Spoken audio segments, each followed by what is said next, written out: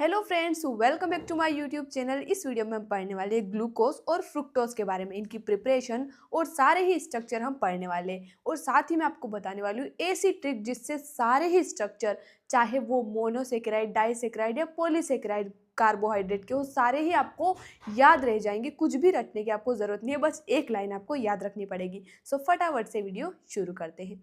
Glucose और fructose दोनों ही monosaccharide carbohydrates होते हैं जो कि टेस्ट में स्वीट होते हैं। ये पाए जाते हैं स्वीट फ्रूट्स में, हनी में और कुछ वेजिटेबल्स में। दोनों में डिफरेंस क्या है? दोनों का फॉर्मूला तो सेम होता है, C6H12O6। लेकिन जो ग्लूकोज होता है वो एल्डोहेक्सोस होता है, जो फ्रुक्टोज होता है वो कीटोहेक्सोस होता है। ये क्या होती है? इनके स्ट्रक्चर देखेंगे तो हमें पता चल जाएगा। सबसे पहले हम बात कर लेते हैं इनकी प्रिपरेशन की, कि इनको बनाया कैसे जाता है। प्रिपरेशन, तो पहली रिएक्शन आती है फ्रॉम सुक्रोज, जिसे हम केन शुगर भी कहते हैं। तो जब हम सुक्रोज यानी कि C12H22O11 इसकी रिएक्शन, इसका हाइड्रोलिसिस करवाते हैं एसिडिक मीडियम में, तो इस रिएक्शन को हम कहते हैं इन्वर्जन ऑफ केन शुगर। इससे हमें क्या मिलता है? ग्लूकोज और फ्रुक्टोज मिलता है। C6H12O6 plus C6H12O6। यहाँ पर ये क्या है? ग्लूकोज है, और एक क्या है हमारा? फ्रुक्टोज है। ठीक है। इसके अलावा अगर केवल हमें ग्लूकोज बनाना है तो वो हम बना सकते हैं फ्रॉम स्टार्च। स्टार्च क्या होता है? C6H10O5 होता है। और यहाँ पर हम एन क्यों लिख रहे हैं? एन का मतलब नंबर ऑफ यूनिट्स, कितनी भी यूनिट्स हो सकती हैं। अब जब स्टार्च का स्ट्रक्चर हम देखेंगे तो हमें पता चलेगा कि वहाँ पर बहुत सारे ग्लूकोज लगे हुए हैं, तो हम यहाँ पर पर्टिकुलर नंबर नहीं लिख सकते, इसलिए हमने यहाँ पर एन लिखा है। इसका अगर हम हाइड्रोलिसिस करते हैं 393 केल्विन पर और 2 to 3 ATM प्रेशर पर, तो यहाँ पर हमें n यूनिट्स ऑफ क्या मिलता है? Glucose, C6H12O6 glucose. ठीक है। ये क्या है? स्टार्च क्या होता है? पॉलीसेकेराइड होता है। सुक्रोज एक मोनोसेकेराइड डाइसेकेराइड होता है, जिससे हमें ग्लूकोज और फ्रुक्टोज मिलता है। इनके स्ट्रक्चर देखेंगे तो और भी क्लियर आपको होता जाएगा। और ये जो कार्बोहाइड्रेट वाला पार्ट है, स्पेशली स्ट्रक्चर, ये पूरे चैप्टर में सबसे इजी पार्ट है मेरे लिए, तो आई थिंक सबसे इजी यही है। तो यहाँ पर हमने देख लिया इनको प्रिपेयर कैसे किया जाता है। अगर हम बात करें कि स्ट्रक्चर की, इनका स्ट्रक्चर कैसा होता है, तो जो ग्लूकोज का स्ट्रक्चर है उसको पता लगाने के लिए पहले यहाँ पर कुछ रिएक्शन की गई कि आखिर कैसा होता होगा ग्लूकोज का स्ट्रक्चर, कार्बन कैसे उसमें अरेंज होते होंगे, कौन सा फंक्शनल ग्रुप प्रेजेंट है, कितने हाइड्रोक्सिल ग्रुप है, कहाँ प्रेजेंट है, एंड सो ऑन। तो वो हमें पता चला जब हमने उसकी रिएक्शन करवाई। किसी भी कंपाउंड के बारे में कब पता चलता है? जब हम उसकी रिएक्शंस करवाते हैं कि ये ऐसा प्रोडक्ट दे रहा है, यानी कि इसमें इस तरह से अरेंजमेंट होगा। तो इस तरह से तो हम बात कर रहे हैं स्ट्रक्चर ऑफ ग्लूकोज। तो फर्स्ट इसकी रिएक्शन करवाई गई विद हाइड्रोजन आयोडाइड। जब ग्लूकोज की रिएक्शन CHO, CHOH 4CH2OH, ये क्या होता है? ग्लूकोज। जब ग्लूकोज की रिएक्शन करवाई गई हाइड्रोजन आयोडाइड के साथ और उसे हीट किया गया, तो यहाँ पर हमें क्या मिला? एन हेक्सेन मिला। N hexane CH3 CH2 CH2 CH2 CH2 CH3 1 2 3 4 5 6, ये क्या है? एन हेक्सेन है, यानी कि एक सिंपल चेन स्ट्रक्चर हमें मिला। तो इससे हमें क्या पता चला कि जो सारे ही कार्बन है ग्लूकोज में वो एक स्ट्रेट चेन में अरेंज्ड है। ठीक है। इसके बाद सेकेंड रिएक्शन इसकी करवाई गई, रिएक्शन विद NH2OH हाइड्रोक्सिलेमिन और HCN यानी कि हाइड्रोजन साइनाइड। तो यहाँ पर हमें पता है कि कार्बोनिल ग्रुप अगर यहाँ पर प्रेजेंट होगा तो कार्बोनिल ग्रुप हाइड्रोक्सिलेमिन के साथ रिएक्शन करके ऑक्साइम बनाता है, हाइड्रोजन साइनाइड के साथ रिएक्शन करके साइनोहाइड्रिन बनाता है। तो वो यहाँ से हमें कंफर्मेशन मिली। जो हमारा CHOH 4 CH2OH, सबसे पहले हाइड्रोक्सिल एमीन NH2OH के साथ इसकी रिएक्शन करवाएंगे तो CONH2 बन जाएगा। यहाँ पर CH डबल बॉन्ड NOH। फिर बाकी स्ट्रक्चर एज इट इज रहेगा। तो ये हमारा क्या बना, ऑक्साइन बना। तो इससे हमें क्या पता चला कि यहाँ पर एक कार्बोनिल ग्रुप प्रेजेंट है, क्योंकि कार्बोनिल ग्रुप हाइड्रोक्सिल एमीन के साथ रिएक्शन करके ऑक्साइन बनाता है।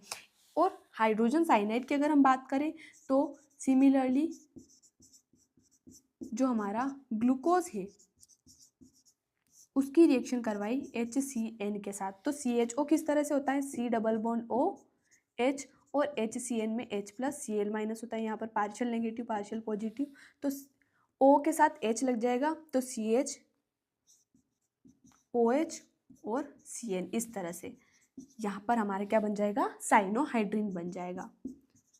और बाकी जो स्ट्रक्चर है वो एज इट इज रहेगा।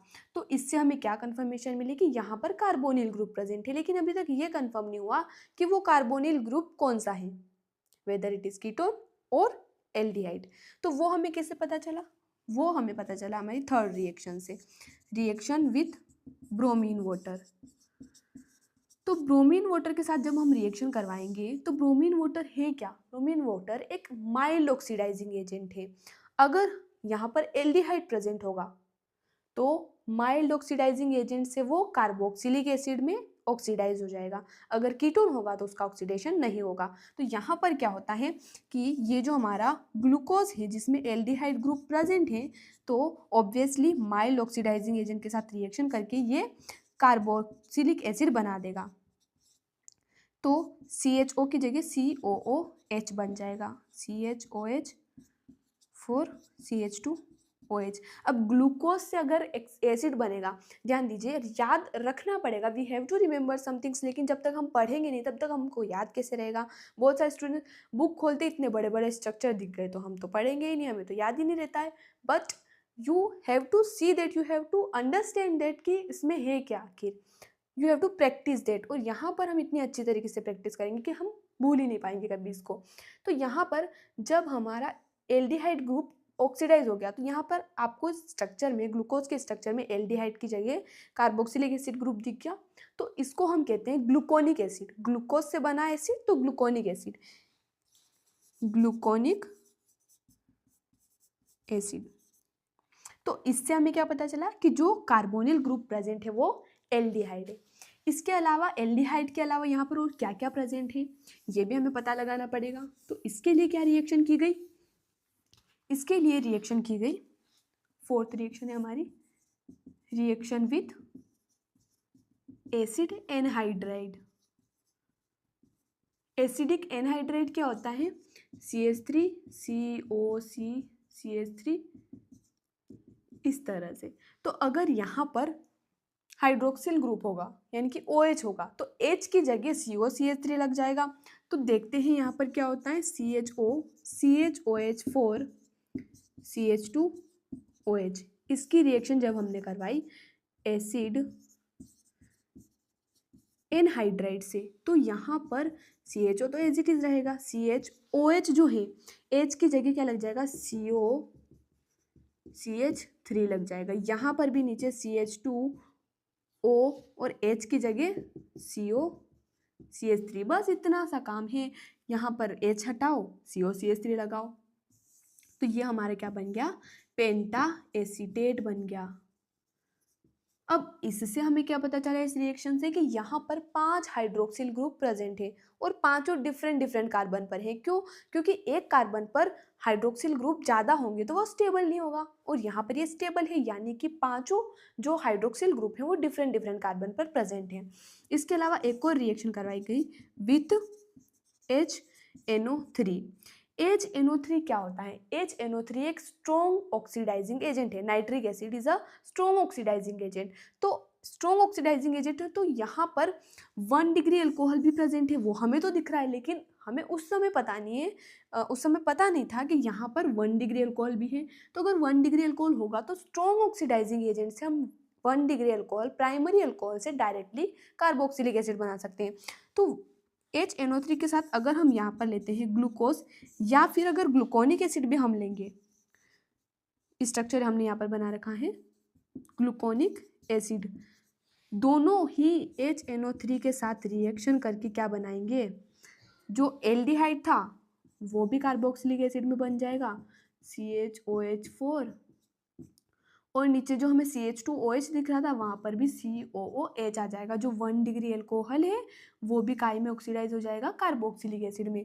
और ये जो स्ट्रक्चर है जहाँ पर हमें 2 कार्बोक्सिलिक एसिड के ग्रुप दिख रहे हैं इसे हम कहते हैं सैकरिक एसिड, सैकरिक एसिड। ठीक है, कंफ्यूज नहीं होना है। यहाँ पर ग्लूकोनिक एसिड था जहाँ पर एक ही कार्बोक्सिलिक एसिड ग्रुप प्रेजेंट था, और यहाँ पर दो दो कार्बोक्सिलिक एसिड ग्रुप प्रेजेंट है तो इसे सैकरिक एसिड कहते हैं। तो यहाँ से हमें पता चला कि 1 डिग्री अल्कोहल भी यहाँ पर प्रेजेंट है। तो इससे हम जो स्ट्रक्चर बनाते हैं ओवरऑल उसे हम कहते हैं फिशर प्रोजेक्शन। तो वो क्या है वो हम देख लेते हैं। फिशर प्रोजेक्शन कैसे बनाते हैं? तो यहाँ पर सबसे पहले जो मोस्ट ऑक्सीडाइजिंग ग्रुप है उसे हमें ऊपर रखना है, उसके बाद 1 2 3 4 और नीचे CH2OH। इसको याद कैसे रखना है? इसको एक स्ट्रक्चर ऐसा है, इसको आपने याद रख लिया तो फिर सारे ही जितने भी स्ट्रक्चर है कार्बोहाइड्रेट्स के, चाहे वो मोनोसेकेराइड, डाइसेकेराइड, पॉलीसेकेराइड हो, सारे ही आपको याद रहने वाले हैं। क्या याद रखना है? एक line OH OH H OH, बस इतना सा। हाँ इतना सा, OH OH H OH, यहाँ से आपको शुरू करना है OH OH H OH। ये लाइन आपने याद रख ली तो सारे स्ट्रक्चर आपके न्यू बन जाएंगे। फिर जहाँ OH है उसके सामने हमें H लिखना है, जहाँ H है उसके सामने हमें OH लिखना है। ये हमारा क्या बन गया? फिशर प्रोजेक्शन बन गया। इससे हम नेम कैसे देते हैं? इसका नेम होता है D प्लस ग्लूकोज, जहां पर डी रिप्रेजेंट करता है इसकी कॉन्फ़िगरेशन को। अब डी का यहाँ पर इसके डेक्स्ट्रो लेवो रोटेटरी नेचर से कोई लेना देना नहीं है। यू डोंट बी कंफ्यूज्ड, ठीक है, क्योंकि हमें बहुत बार लगता है कि प्लस साइन है डी यानी डेक्स्ट्रो होता है, एल यानी लेवो होता है, तो वो नहीं होता है। यहाँ पर डी इसकी कॉन्फ़िगरेशन है। एक कंपाउंड होता है ग्लिसरल्डिहाइड, जो कि सबसे छोटा कार्बोहाइड्रेट हम उसे कह सकते हैं। क्या होता है? CHO CH2OH OH H OH CHO CH2OH। ये हमारे क्या है? ग्लिसर एल्डिहाइड, जिसके 2 स्ट्रक्चर होते हैं, ये D होता है, ये L होता है। तो जब भी जो लोवेस्ट एसिमेट्रिक कार्बन है उस पे लगा हुआ हाइड्रोक्सिल ग्रुप अगर राइट साइड है तो उसे हम D कॉन्फ़िगरेशन कहते हैं, अगर लेफ्ट साइड है तो उसे हम L कॉन्फ़िगरेशन कहते हैं। और यहाँ पर हम क्लियरली देख सकते हैं कि जो लोवेस्ट एसिमेट्रिक कार्बन यानी 5th कार्बन है उस पर जो लगा हुआ OH ग्रुप है वो राइट साइड है, यानी कि D कॉन्फ़िगरेशन होगी। प्लस साइन रिप्रेजेंट करता है इसके डेक्स्ट्रो रोटेटरी नेचर को, यानी कि प्लेन पोलराइज्ड लाइट को ये राइट में रोटेट कर देता है, और ग्लूकोज यहाँ पर इसका जो मेन नेम है। ठीक है, तो ये हमारा फिशर स्ट्रक्चर हो गया। लेकिन कुछ ऐसी प्रॉपर्टीज थी इसकी, कुछ ऐसी रिएक्शंस जो कि इस स्ट्रक्चर से तो समझने में मुश्किल था। जैसे कि यहाँ पर हमें दिख रहा है कि जो एल्डिहाइड ग्रुप है वो फ्री है एकदम, मतलब कोई भी रिएक्शन होगी जो एल्डिहाइड शो करता है वो करना चाहिए। लेकिन कुछ ऐसी रिएक्शंस थी जैसे कि शिफ्स रिएजेंट के साथ जब एल्डिहाइड रिएक्ट करता है तो पिंक कलर प्रोड्यूस होता है, लेकिन यहाँ पर वो रिएक्शन नहीं हो रही है, यानी कि एल्डिहाइड ग्रुप फ्री नहीं है। उसके अलावा अगर हम बात करें कि ये पेंटा एसीटेट जो बनता है वो हाइड्रोक्सिलेमिन के साथ रिएक्शन करना चाहिए, वो भी नहीं करता है। और NaHSO3 के साथ रिएक्शन करके हाइड्रोजन डाइसल्फाइड प्रोडक्ट बनना चाहिए, वो भी यहाँ पर नहीं बनता। यानी कि कुल मिला के बात है कि जो एल्डिहाइड ग्रुप है वो कम्प्लीटली फ्री नहीं है, ये कहीं तो बॉन्डिंग में बिजी है। तो फिर यहाँ पर इसका बनता है साइक्लिक स्ट्रक्चर, जो कि मोर करेक्टली इसको एक्सप्लेन करता है। ठीक है, तो कैसे बनेगा? यहाँ पर हम देख सकते हैं, इसको इस तरह से हम लिख देते हैं C≡OH। अब यहाँ पर ये जो 5th कार्बन पर लगा हुआ ऑक्सीजन है, इसके पास लोन पेयर ऑफ इलेक्ट्रॉन है। यहाँ पर ऑक्सीजन पर पार्शियल नेगेटिव, कार्बन पर पार्शियल पॉजिटिव चार्ज होता है। तो ऑक्सीजन यहाँ पर अटैक करेगा, कहाँ पर? कार्बन पर, और हाइड्रोजन जो है वो ऑक्सीजन के पास चला जाएगा, यानी कि कुछ इस तरह से ये बन जाएगा। C के पास OH और इधर एक H बचा, ये OH बचा, और ये ऑक्सीजन के थ्रू यहाँ पर बॉन्डिंग कर लेगा। तो वो स्ट्रक्चर हम कैसे यहाँ पर बनाएंगे? तो C है OH H 1 2 3 4 CH2OH। अब यहाँ पर OH OH H OH H OH H H। ठीक है, अब ये जो कार्बन है ये बॉन्डिंग में बिजी है किसके साथ, इस ऑक्सीजन के साथ। यहाँ का ऑक्सीजन ये रहा और यहाँ का हाइड्रोजन ऑक्सीजन के साथ लग गया। ठीक है, और ये जो है यहाँ पर OH ग्रुप राइट साइड है, यानी कि OH ग्रुप अंदर साइड है। ये जो कार्बन है इसे हम कहते हैं एनोमेरिक कार्बन। तो ये जो दो स्ट्रक्चर अभी मैं बनाऊंगी, इसका एक और ही स्ट्रक्चर हम इसको इस तरह भी बना सकते हैं कि हम OH को बाहर लिखते हैं 1 2 3 4 CH2OH OH H OH, इस तरह से भी हम इसको लिख सकते हैं। दोनों में क्या डिफरेंस है, दोनों को कहते हैं एक दूसरे के एनोमर्स। ठीक है, आइसोमर्स जिसे हम कहते हैं, तो इन दोनों को कहते हैं एनोमर्स। क्यों कहते हैं, क्योंकि ये दोनों जो हेमी एसिटल स्ट्रक्चर्स हैं, हेमी एसिटल स्ट्रक्चर्स हैं, इनमें जो फर्स्ट कार्बन है जिसे हम एनोमेरिक कार्बन है उस पर हाइड्रोक्सिल ग्रुप की पोजीशन डिफरेंट है, तो इन दोनों को हम एक दूसरे के एनोमर्स कहते हैं। ये जो ग्लूकोज है इसे हम कहते हैं अल्फा डी ग्लूकोज, और ये जो ग्लूकोज है इसे हम कहते हैं बीटा डी ग्लूकोज। ठीक है, तो ये इसके दो नेम होती है। इसका साइक्लिक स्ट्रक्चर हो गया। अब साइक्लिक स्ट्रक्चर को और बेहतर तरीके से हम कब समझ सकते हैं, जब इसका रिंग स्ट्रक्चर बनाएंगे जिसे हम हेवर्थ स्ट्रक्चर कहते हैं, हेवर्थ स्ट्रक्चर, या फिर जिसे हम पायरेनोज स्ट्रक्चर भी कह सकते हैं, क्योंकि ये पायरन रिंग की तरह दिखता है। पायरन एक कंपाउंड होता है जिसकी तरह ये इनके स्ट्रक्चर दिखते हैं। कैसे दिखते हैं, ये हमारी पायरन रिंग सबसे पहले हम बनाएंगे। दोनों ही अल्फा बीटा दोनों ही ग्लूकोज हम बनाने वाले हैं यहाँ पर। तो ये कैसे बनाते हैं, ये स्ट्रक्चर भी हम यहाँ पर सीख लेते हैं। हमने जो एक लाइन याद रख रखी है ना गाइस, उसी से हमारा स्ट्रक्चर ये बन जाएगा। क्या याद है, रख रखी है हमने line OH OH H OH, तो यहाँ पर similarly OH OH H OH, और यहाँ पर H CH2OH, OH OH H OH H CH2OH। अब जो अल्फा डी ग्लूकोज है यहाँ पर, यानी कि अल्फा यानी कि जो कार्बन जो हाइड्रोक्सिल ग्रुप है वो अंदर है, तो यहाँ पर हाइड्रोक्सिल ग्रुप नीचे साइड है। ये वाला जो हाइड्रोक्सिल ग्रुप है ये फर्स्ट कार्बन है हमारा, तो फर्स्ट कार्बन पर जो हाइड्रोक्सिल ग्रुप अगर वो नीचे लगा हुआ है तो इसे हम कहते हैं अल्फा डी ग्लूकोपाइरेनोज। ठीक है, और यहाँ पर हम क्या करेंगे, इसकी पोजीशन को चेंज कर देना है। बीटा, अगर बीटा ग्लूकोपाइरेनोज हमें बनाना है तो यहाँ पर HOH। ठीक है, मैंने पर्सनल कैसे याद रख रखा है कि OH अंदर साइड तो अल्फा, बाहर तो बीटा, यहाँ पर भी OH अंदर तो अल्फा, बाहर तो बीटा, इस तरह से। तो इसको हम बोलेंगे बीटा डी ग्लूकोपाइरेनोज।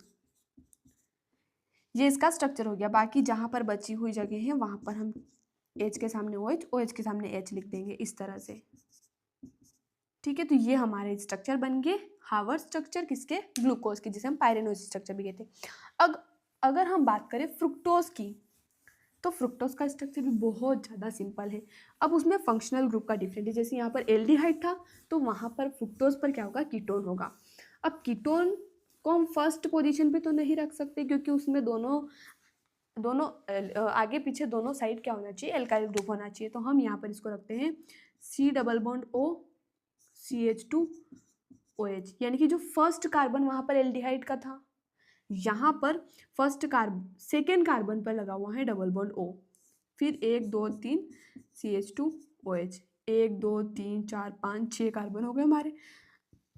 अब जो ग्लूकोज का स्ट्रक्चर था CH2OH OH OH H OH, इसमें हमें क्या करना है, ये जो एक लास्ट वाली लाइन है इसको कट कर देना है, फिर जो एज इट इज हमें लिख देना है OH H OH, ये इस तरह से। तो ये हमारा बन गया किसका स्ट्रक्चर, फ्रुक्टोज का। अब इसका अगर हम साइक्लिक स्ट्रक्चर बनाएंगे, साइक्लिक स्ट्रक्चर, तो सिमिलरली ये जो ऑक्सीजन पर लोन पेयर ऑफ इलेक्ट्रॉन्स है वो कहाँ जाएंगे, कार्बन पर जाएंगे, H यहाँ पर जाएगा। तो किस तरह से हमारा स्ट्रक्चर बनेगा, C एक साइड OH एक साइड CH2OH रहेगा, 1 2 3 CH2OH। यहाँ पर जो OH था वो इस तरीके से कार्बन के साथ जुड़ा होगा ऑक्सीजन के थ्रू, और बाकी एज इट इज हम यहाँ पर लिख देते हैं HOH। ठीक है, ये जो हाइड्रोक्सिल ग्रुप है वो अंदर साइड है, राइट साइड है, तो इसे हम कहते हैं अल्फा डी